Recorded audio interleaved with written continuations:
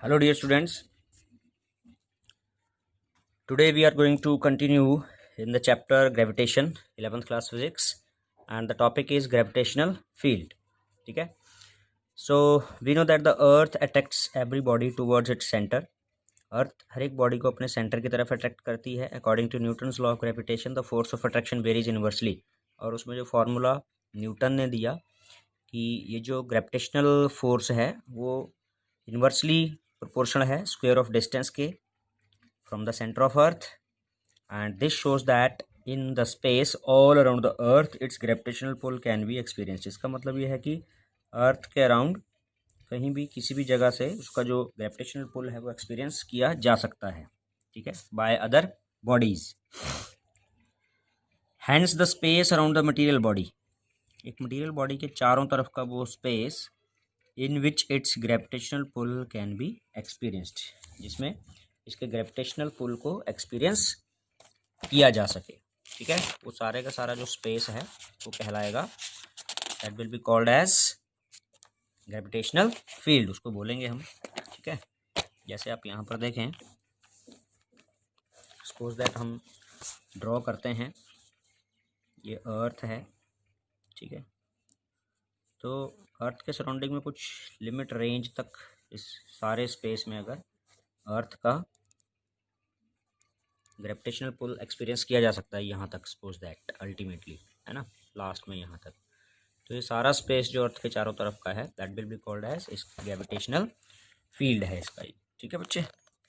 Now according to the field concept, a material particle placed in space modifies the space around it. अब इस concept के according gravitational field जब हम किसी body का understand करते हैं तो हम ये कहते हैं जैसे ये बॉडी है, जैसे ये पेन है, तो यहाँ पर अगर रखा हुआ है तो ये अपने चारों तरफ के सराउंडिंग इसके एक रेंज एरिया ऐसा बन जाता है स्पेस, जिसमें ये अट्रैक्ट कर सकता है दूसरी किसी बॉडी को अगर वो इसकी रेंज में आती है. तो अगर इसी चीज़ को उठा के हम यहाँ से यहाँ कर देते हैं तो वही रेंज इसके चारों तरफ यहाँ बन जाती है, दैट स्पेस बिकम्स हेयर. तो यानी कि कहने का मतलब कि वो अपने अराउंड के स्पेस को मॉडिफाई करता है और वही मॉडिफाइड स्पेस ही उसका ग्रेविटेशनल फील्ड है. When another material particle is brought in this field, it experiences gravitational force. जब दूसरा पार्टिकल इस फील्ड में आता है तो उस पार्टिकल को ये एक ग्रेविटेशनल फोर्स ऑफ अट्रैक्शन लगाता है. ठीक है, due to the interaction of the gravitational field on the mass of particles. क्योंकि जो दो पार्टिकल एक दूसरे की ग्रेविटेशनल फील्ड में आएंगे तो वो एक दूसरे को इंटरेक्ट करेंगे, वो दोनों फील्ड से एक दूसरे को इंटरेक्ट करेंगे. ठीक है, नेक्स्ट टॉपिक इज, इसी ग्रेविटेशनल फील्ड में हमने ग्रेविटेशनल पोटेंशियल को स्टडी करना है. ठीक है, what we are going to study is gravitational potential.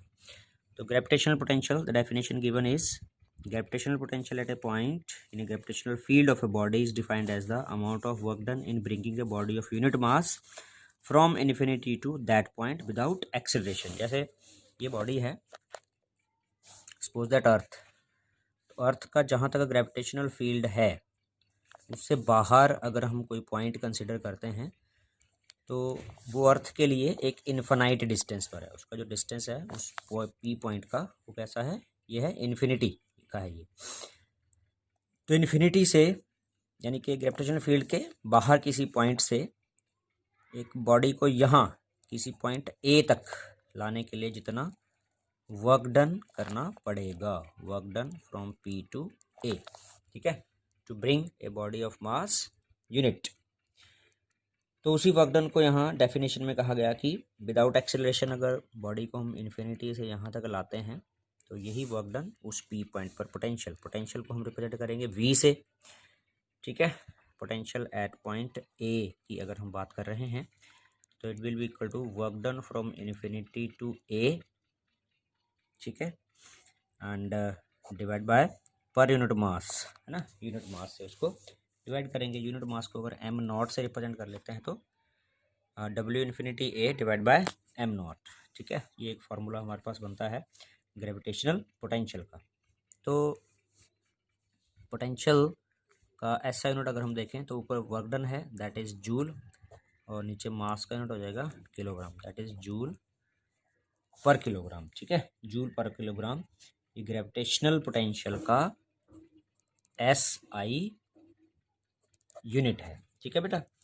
जहाँ तक बात है डायमेंशनल फार्मूला की, अगर इसी फिजिकल क्वांटिटी का डायमेंशनल फार्मूला हमें कैलकुलेट करना हो तो वर्क डन का आ जाएगा ऊपर ml/t-2 and divide bye m। ठीक है, तो m से m कट जाएगा तो m की पावर कितनी रहेगी 0, L/t-2, ये डायमेंशनल फार्मूला ग्रेविटेशनल पोटेंशियल का। ठीक है, अब आगे बात की जा रही है एक्सप्रेशन। अब इसका जो डेरिवेशन है, expression for gravitational potential at a point. ठीक है बेटा, तो जैसा कि डेफिनेशन दी आपको कि किसी बॉडी की ग्रेविटेशनल फील्ड में इन्फिनिटी से उस पॉइंट तक, तो मान लो वो पॉइंट जो इस बॉडी की फील्ड में है वो पॉइंट P है और इसकी फील्ड सपोज दैट यहाँ तक है ग्रेविटेशनल फील्ड, यानी कि इससे बाहर जो पॉइंट आएंगे वो इन्फिनिटी होगा।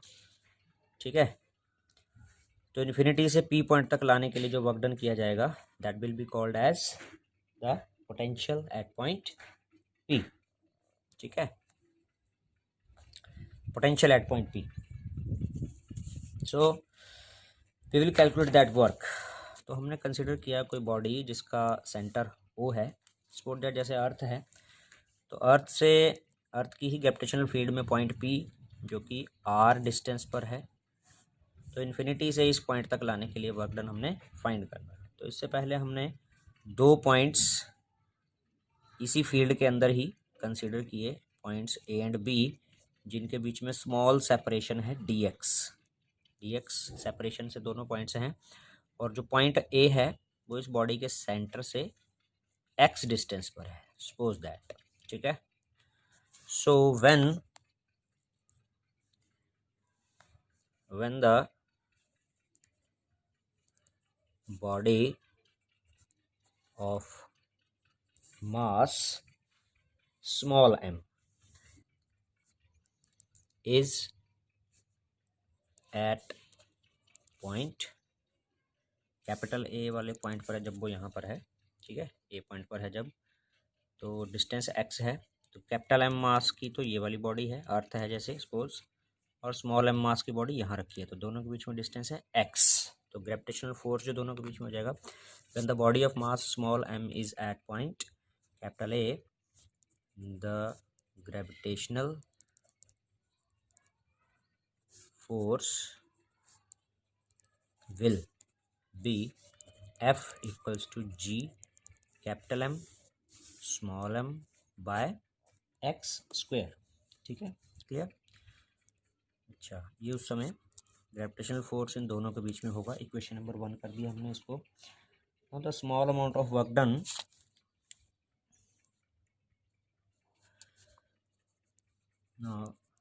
The small amount of work done for small displacement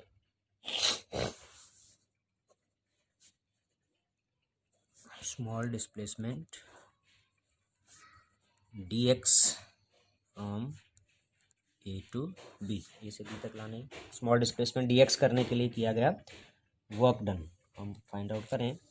so dw से इसको हम रिप्रेजेंट करेंगे F इंटू dw से रिप्रेजेंट करेंगे और ये हो जाएगा F into D x, small work done F into D x. Now substituting the value of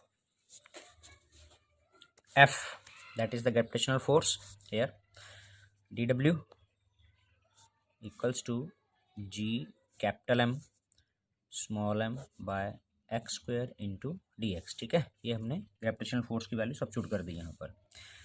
ना हमने कैलकुलेट क्या करना था, इन्फिनिटी से P पॉइंट तक किया जाने वाला टोटल वर्क डन फाइंड करना है, पोटेंशियल को फाइंड करना है। ठीक है, now the total work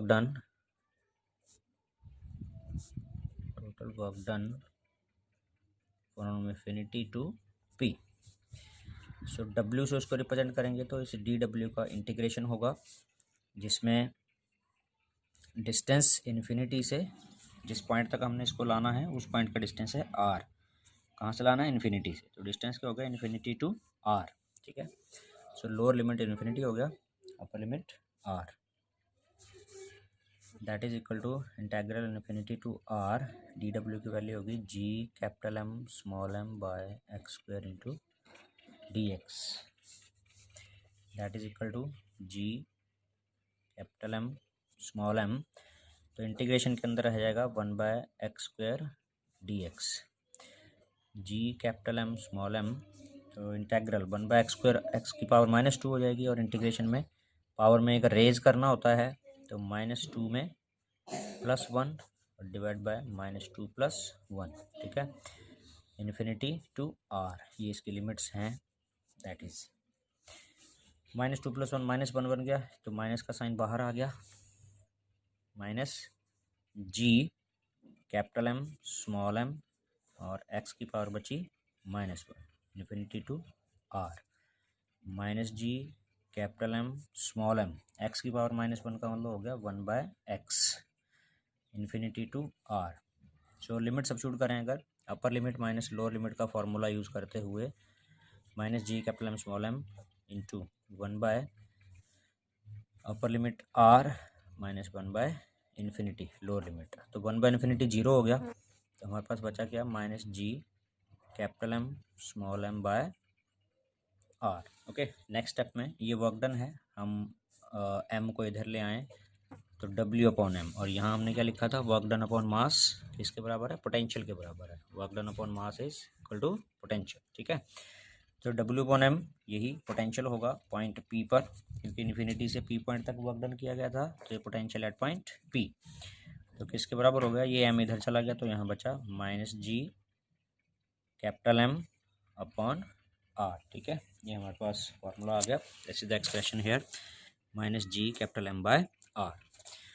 so the gravitational potential at a point is always negative, यहाँ पर ये नीचे लिख रहा है, तो नेगेटिव पोटेंशियल ये इंडिकेट करता है कि अट्रैक्टिव नेचर को, कि जो जिस फील्ड में ये वर्क डन किया गया है उसका नेचर अट्रैक्टिव। ठीक है, so this is the topic, today's topic gravitational potential, ये हमारा टॉपिक है, प्रिपेयर करेंगे इस डेरिवेशन को अच्छे से। नेक्स्ट टॉपिक में हम, नेक्स्ट वीडियो में हम नेक्स्ट टॉपिक की बात करेंगे। Till then keep studying, keep healthy.